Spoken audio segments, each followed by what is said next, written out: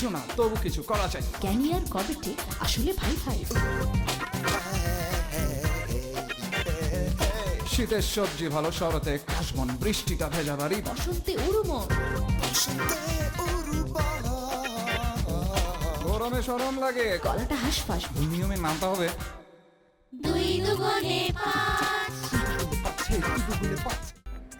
দেশ ও জাতির মঙ্গল কামনার পৃথিবী না চমৎকার হয়েছে। তোমার এই আইডিয়াটা আমার পছন্দ হয়েছে। দেখ, মোমো কি আমার নাম উচ্চারণ করেছে? না, তা বলেনি। তাহলে মনে হয় মোমো আমাকেই মিন করেছে। ওই তিনজনের একজনের সাথে পরিচয় হয়েছে। কখন, কিভাবে? বাসায় ইলিশ মাছের দো পেঁয়াজা রান্না হয়েছে, তাই আপনাদের জন্য নিয়ে আসলাম। ধরেন, প্রতিষ্ঠানের ক্যাশের হিসাব জানাটা আমার দায়িত্বের মধ্যে পড়ে। আর এই যে তোরা ভাবছিস যে আমি লোভ সম্বরণ না করতে পেরে খেতে এসেছি, এটা কিন্তু ঠিক না। তাহলে কি ঠিক? দিয়ে এসছিস? আরে খালি কি দিছি নাকি, দিয়ে আবার ধোয়া আনছি। এই দেখ, আরে এই ইস্যুকে সামনে রেখে আমরা মোমোদের বাসায় যেতে পারবো, মোমোর কাছে যেতে পারবো। এইটা কিন্তু তুই ঠিক বলেছিস রে। আমি কিন্তু তোর সাথে আছি, যা। মানে ওই ভবিষ্যতের ব্যাপারটা চিন্তা করে মানে আমি ওটা একটা বিষয়ে আমাদের শুরু থেকে ক্লিয়ার থাকতে হবে, সেটা হচ্ছে আগে বাণিজ্য পরে প্রেম। আরে বক্তৃতা ভঙ্গিতে কথা বলিস না তো, যা বলবি সরাসরি বল। ঠিক আছে, আমি যেটা বলতে চাচ্ছি সেটা হচ্ছে মোমোর বাবা মানে মকবুল সাহেবের স্ট্যাটাস বৃদ্ধি উপলক্ষে আমরা যে ক্যাম্পেইনিং কর্মসূচি হাতে নিয়েছি, সেখানে কিন্তু আমাদের লক্ষ্য থাকবে 2 পয়স কামিয়ে নেওয়া। কেন, কাল যে তুই বললি যে এই ইস্যুতে আমরা মোমোর কাছাকাছি যেতে পারবো। হ্যাঁ বলেছি, আসি। শোন, মোমো হচ্ছে এখানে সেকেন্ডারি বিষয়, প্রাইমারি বিষয় হচ্ছে বাণিজ্য।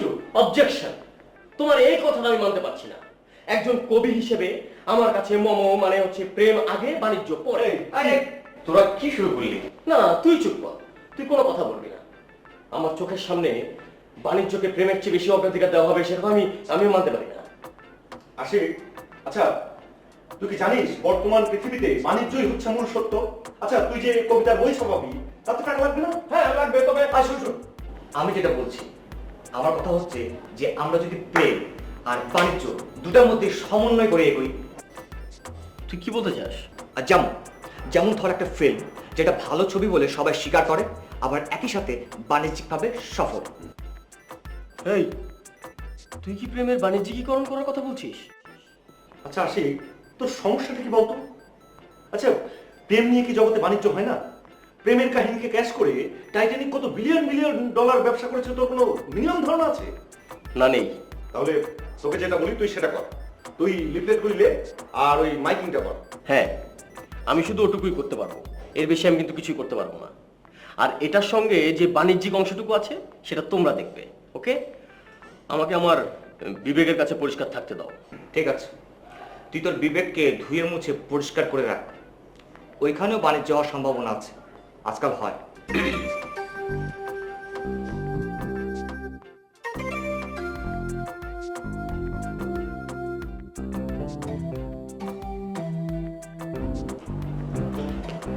না, মোর মা, বসো একটু, বসো।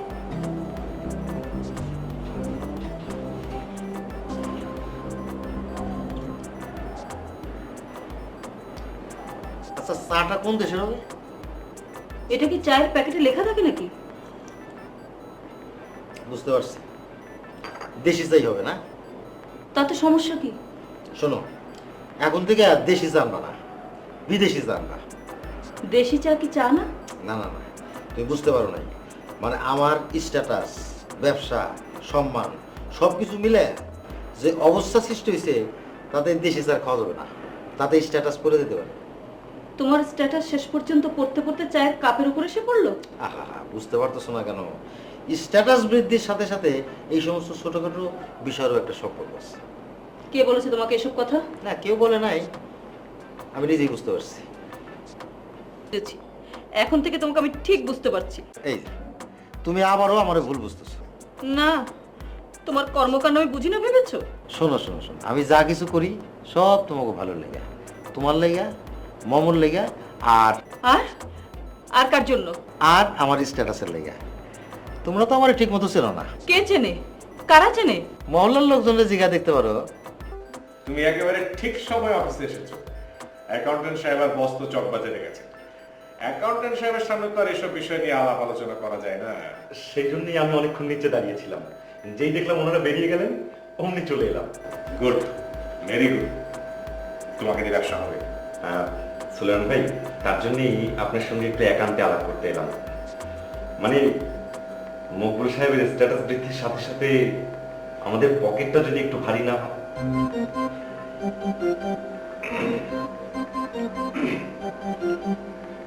এইসব বিষয় নিয়ে আর কারোর সাথে আলাপ আলোচনা করেছো? জি, মানে তোমার দুই বন্ধুর সাথে? মাথা খারাপ, সব বিষয় কি সবার সঙ্গে আলোচনা করা যায় নাকি? এটা তো একান্তই আমার আর আপনার ব্যাপার। ঠিক বলেছো। আচ্ছা, কোনো বাজেটটা জেনেছো? অবশ্যই। আমি 3 ধরনের বাজেট এনেছি, গরিব, মাঝারি আর এই বড় লোকের। অবশ্য 3টার মধ্যেই আপনার একটা পার্সেন্টেজ ধরা আছে। চমৎকার। তোমার সাথে যতই কথা বলছি ততই আমার ভালো লাগছে। ইয়ে, তোমাকে কিন্তু আজকে আমি তুমি করে বলে ফেলেছি, কিছু মনে করো না, ঠিক আছে? না না না, কিছু মনে করিনি। সুলেমান ভাই, কমিশনটা আপনার পকেটে আসুক, তখন দেখবেন আমাকে আপনার আরো ভালো লাগছে। এমনকি আমার গায়ের রংটাও আপনার কাছে অনেক ফর্সা লাগছে। আরে, তোমাকে তো একটু ফর্সা ফর্সা মনে হচ্ছে এখন। মাত্র তো শুরু হলো, কাজটা শুরু করি, তারপর দেখেন কি হয়। কি হবে? কি হবে মানে, আমি কালো থেকে একেবারে ফর্সা হয়ে যাব, আর আপনি ফর্সা থেকে একেবারে গোলাপি হয়ে যাবেন। মেয়েরা আপনার দিকে হা করে তাকিয়ে থাকবে। সুন্দর চেহারা আর অর্থ দুটোই তখন আপনার দখলে। তুমি কিন্তু বাড়িয়ে বললে। একদম না, আপনি শুধু মকবুল সাহেবের কাছ থেকে বাজেটটা পাস করান, আর একটু খেয়াল রাখবেন বাজেটের অঙ্কটা যত বড় হবে আপনার পার্সেন্টেজটা কিন্তু তত বেশি হবে।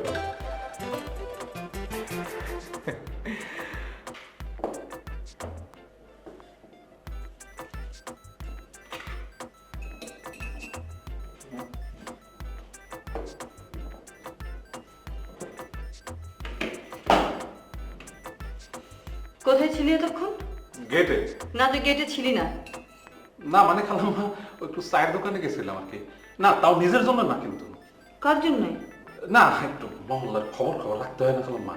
না মানে ওই চায়ের দোকানে গিয়ে 2 টাকা খরচ করলে আপনার একদিনের মহল্লার পুরো ঘটনা ফ্রি শুনে ফেলানো যায়।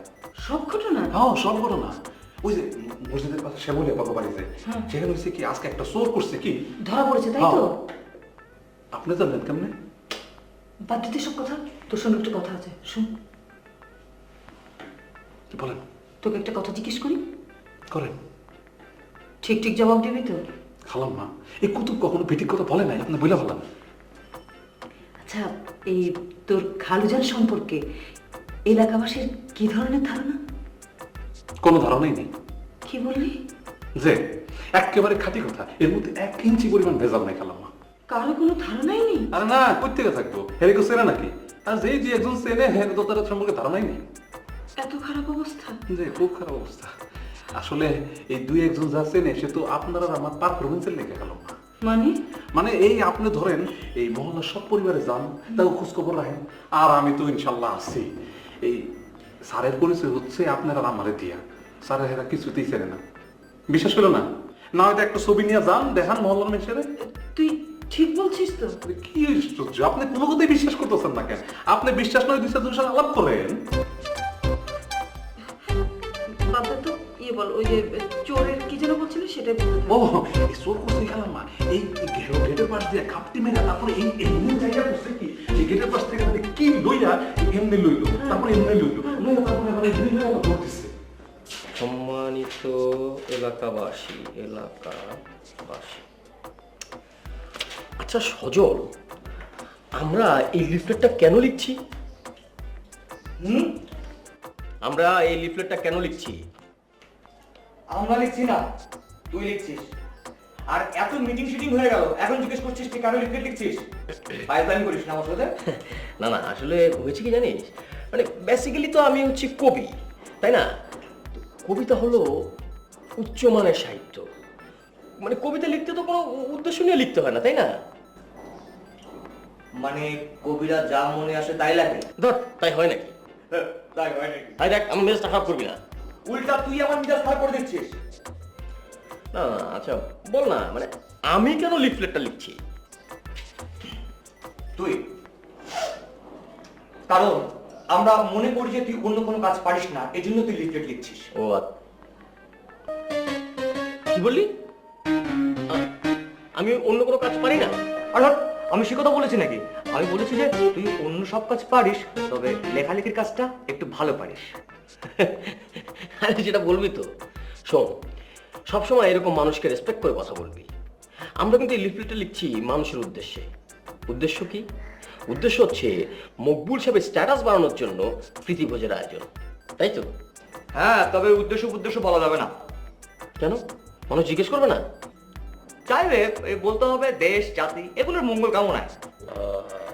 বুঝতে পেরেছি। আচ্ছা শোন, লিফলেটটা কিন্তু হবে চতুর্দশপদী কবিতার ছন্দে। কি? হ্যাঁ, বাংলায় প্রথম চতুর্দশপদী কবিতার ছন্দে লেখা আধুনিক লিফলেট। তুই নিজে বুঝতে পারবি তো?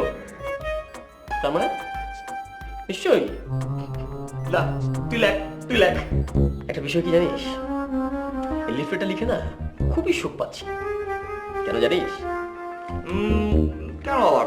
লিখলে টাকা করি পাবি। দাদা, টাকা পয়সাতে সাহিত্য হয় নাকি? এই যে মকবুল সাহেব, উনি কে? কি তার পরিচয়? উনি কি মানে? উনি একজন কি উনি বিজনেসম্যান, একটা ব্যবসায়ী। নো, উনি মমর বাবা। আর আমি ওনার জন্য লিখছি। আমি চিন্তা করেছি এই মকবুল সাহেবের জন্য আমি প্রতিদিন একটা করে নতুন নতুন লিফলেট লিখব। প্রতিদিন? মমর কাছে মানে বিবেকের কাছে একটা দায়বদ্ধতা আছে না?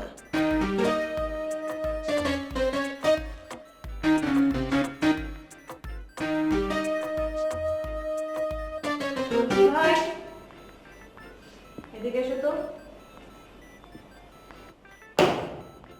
জি আপা। কি করছিলে? না, বিশেষ তেমন কিছু করতেছিলাম না। আচ্ছা কুতুব ভাই, তোমাকে মাঝে মাঝে গেটে দেখা যায় না, ব্যাপারটা কি বলতো? না, ব্যাপারটা আসলে তেমন কিছু না। আসলে বিষয়টা হলো দেশ ও জাতির খোঁজখবর তারপর আমারই রাখতে হয়, বুঝেন না? মানে? না মানে এই যে আমাদের পাশের পাশাতে 3টা ছেলে থাকে। হ্যাঁ থাকে তো। ছেলেগুলোর তো বউ বাচ্চা নাই, বিয়ে শাদী করে নাই, পরিবার নাই। ব্যাচেলারদের বউ বাচ্চা আসবে কোত্থেকে? এইটা অবশ্য একটা ভালো কথা বলছেন, কিন্তু তাদের দেখাশোনার দায়িত্ব তো আমাদের উপরই, তাই না? কেন আমাদের উপর হবে কেন? না মানে একটা আমাদের একটা সামাজিক দায়িত্ব আছে না? তা আছে। আচ্ছা কুতুব ভাই, যে ওরা কি করে বলতো? এইটা একটা ভালো কথা জিজ্ঞেস। কিছুই করে না। কিছুই করে না? তাহলে ওদের চলে কি করে? এই ধরেন বাপের বাড়ি থেকে টাকা পাঠায়, খায় দায় ঘুমায়, আর বাকিটা আল্লাহ চালায়। লেখাপড়া শিখে কোনো কাজকর্ম করে না? এটা কোনো কথা হলো? না, একেবারে যে বিশেষ কিছু করে না তা না। কি করে? এই ধরেন এদের মধ্যে একজন হইল কবি। কবি? মাই গড, কি বলো? তবে তিনি হলেন ঘরের মধ্যে। আমাদের 2 লাইনে বসে একদিন শোনাইছিল, পাত্তা দেয় নেই। এরপর থেকে আর তিনি শোনান নাই। কুতুব ভাই, এটা তুমি ঠিক করনি, শোনা উচিত ছিল। জি, আরেকজন হইব, আরেকজন ফিল্মের হিরো হইব। ফিল্মের হিরো? ফিল্মের হিরো। এরপর ধরেন আরেকজন হইব, আরেকজন ব্যবসায়ী হইব। তবে ব্যবসা লাইন কাট খুঁজে পাইতেছে না। পাইব কেমনে করে? আরে বেকার তো। খুব মজা তো। মজা খালি বাপে যেদিন বাড়ির থেকে টাকা পাঠান বন্ধ করে দিব না, এদিন মজা বাইরে যাইব। বুঝবো কত জানে কত চাই। দেখ, আচ্ছা ঠিক আছে, তুমি এখন যাও। কেমন? হ্যাঁ। আচ্ছা।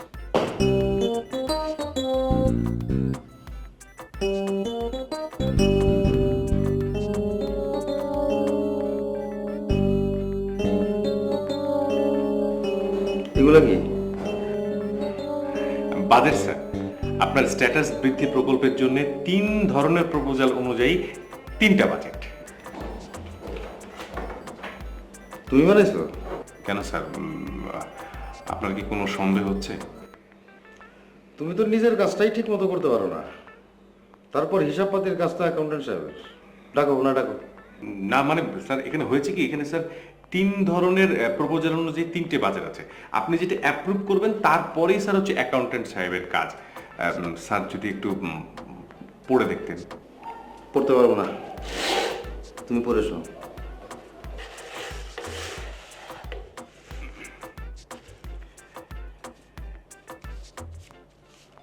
প্রথম প্রজেক্টটা হলো একটা ভালো প্রজেক্ট। প্রথমে একটা মাইক্রোবাস ভাড়া করে মাইকিং করতে হবে। মাইকিং করতে মাইক্রোবাস? কেন স্যার, লটারির টিকিট তো মাইক্রোবাসে মাইকিং করে বিক্রি করে। ঠিক আছে, পরেরটা?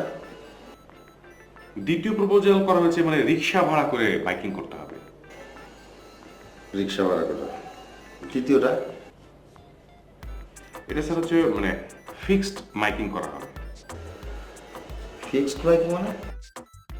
স্যার ফিক্সড মাইকিংটা হচ্ছে পাড়ার মহল্লার কোনো একটা জায়গায় বসে চেয়ার টেবিল নিয়ে হ্যান্ড মাইকে আপনার দাওয়াতের ঘোষণা দেওয়া, তাতে করে ওই লোকজন যেতে আসতে শুনতে পাবে। তো যদি সব এলাকাবাসী ওই রাস্তা দিয়ে না যায়? সেই জন্যই তো বলছিলাম স্যার, যদি মানে মাইক্রোবাসে করে মাইকিং করতাম। না, মাইক্রোবাসে অনেক বেশি খরচ করে দেবো। তাহলে স্যার রিক্সা দিয়ে করি স্যার। রিক্সা না? রিক্সাটা তো খরচ কম না। তুমি এক কাজ করো, তুমি রিক্সার বদলে একটা ভ্যান ভাড়া করো, তাতে মাইকিংটাও করা যাবে আবার রিক্সার কাজ হবে। স্যার ব্যাপারটা কেমন হয়ে যায় না স্যার, মানে ভ্যানে করে মাইকিং করলে স্যার গরিব গরিব মনে হবে। সব কিছুতে স্যার টাকার দিকে দেখলে হয় স্যার। এটা স্যার আপনার স্ট্যাটাস বৃদ্ধির সাথে জড়িত না? তাও তো কথা। ঠিক আছে, রিক্সায় মাইকিং করো।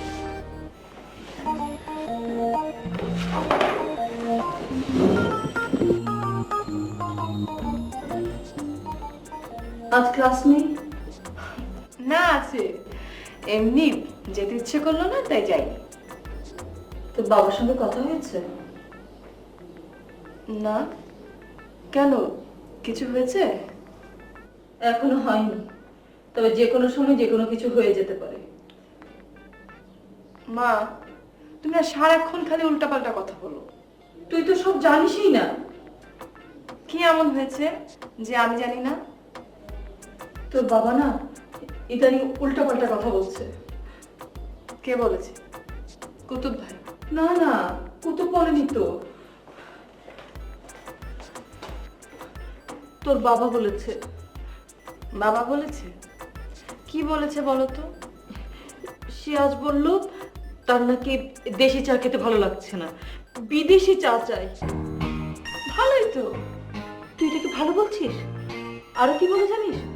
বলে সে মহল্লাতে এমন কিছু কাজ করবে যাতে আমরা বাইরে বেরোলেই সবাই আমাদেরকে সালাম আদাব দেবে। তাহলে তো খুবই ভালো হবে।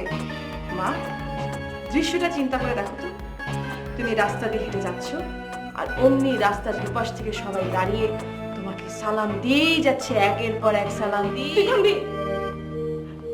থামলাম। আচ্ছা, এখানে কি সমস্যাটা কি? এটাই তো একটা সমস্যা। প্রতি মুহূর্তে তোর বাবা ভাবছে তার স্ট্যাটাস বুঝিয়েই পড়ে গেল। মা, তুমি খামাখাই বাবাকে নিয়ে দুশ্চিন্তা করছো, আর ওই কুতুব ভাই তোমার মাথাকে সব উল্টাপাল্টা বুঝিয়েছে, ব্যাস। একদম বাবার মতো হয়েছিস। তোর সঙ্গে কোনো কথা আলাপ করে আমার লাভ নেই। মা শোনা, একটু হাসো, হাসো না, একটু মিষ্টি করে হাসো। আমার হাসতে ভালো লাগছে না মামা।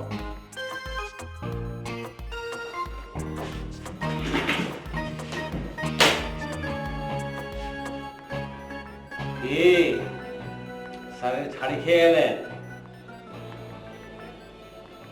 আপনার কি ধারণা স্যার সবসময় আমাকে ছাড়ি দেয়? দেয় না? না, স্যার আমাকে ছাড়ি দেয় না, আমার সাথে অত্যন্ত তমিজের সাথে কথা বলে। কি?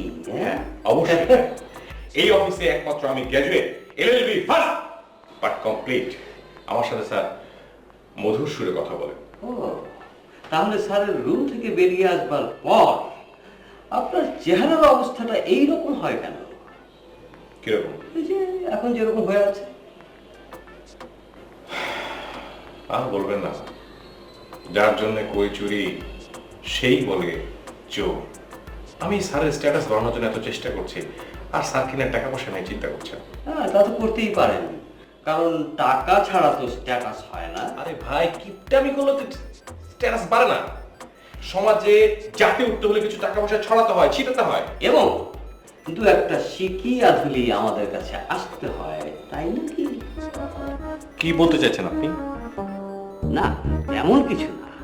স্যারের এই গরু জবাই করে এলাকাবাসীকে খাওয়ানোর ব্যাপারে আপনার উৎসাহটা একটু বেশি বেশি লাগছে। তাতে আপনার কোনো সমস্যা আছে? হ্যাঁ, একটু আছে। কারণ এই প্রজেক্টে প্রচুর ক্যাশ টাকার ছড়াছড়ি হবে, আর সব খরচের ভাউচার পাওয়া যাবে না। কি যে হবে কে জানে। আপনি না কে? আমি কি? না কিছু না। এলাকাবাসী, সুখবর সুখবর সুখবর। এই এলাকার বিশিষ্ট ব্যবসায়ী জনাব মকবুল সাহেব এলাকার মধ্যে পারস্পরিক সৌহার্দ্য বৃদ্ধির লক্ষ্যে এলাকার মধ্যে অচিরে এক বিরাট প্রীতিভোজের আয়োজন করতে যাচ্ছে। উক্ত অনুষ্ঠানে একই সাথে দেশ ও জাতির মঙ্গল কামনা করা হবে। আপনারা সকলেই আমন্ত্রিত এবং নিমন্ত্রিত। সম্মানিত এলাকাবাসী, কমিশনার সাহেব, আপনার এলাকায় প্রীতি ভোজের আয়োজন হইতেছে, বিষয়টা পলিটিক্যাল না তো?